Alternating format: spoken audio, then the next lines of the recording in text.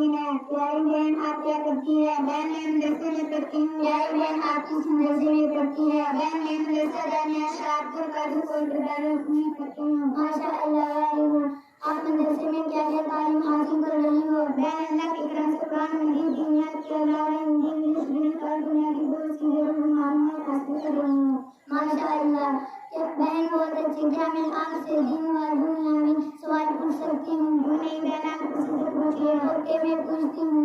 आप बताइए एक साल में कितने महीने होते हैं? एक साल में 12 महीने होते हैं। जनवरी फरवरी मार्च अप्रैल मई जून जुलाई अगस्त सितंबर अक्टूबर नवंबर और दिसंबर। ठीक है अब बताइए पृथ्वी कितने हिस्से पर पानी है? 3/4 हिस्से पर यानी 71%। माशाअल्लाह अब बताइए हमारा देश कब आजाद हुआ था? हमारा देश 15 अगस्त 1947 के दिन आजाद हुआ था। अब बताइए कुरान मजीद में कितने पारे हैं? कुरान मजीद में 30 पारे हैं। अब बताइए नबी करीम सल्लल्लाहु अलैहि वसल्लम की फरमाई हुई बातों को क्या कहा जाता है? नबी करीम सल्लल्लाहु अलैहि वसल्लम की फरमाई हुई बातों को हदीस कहते हैं।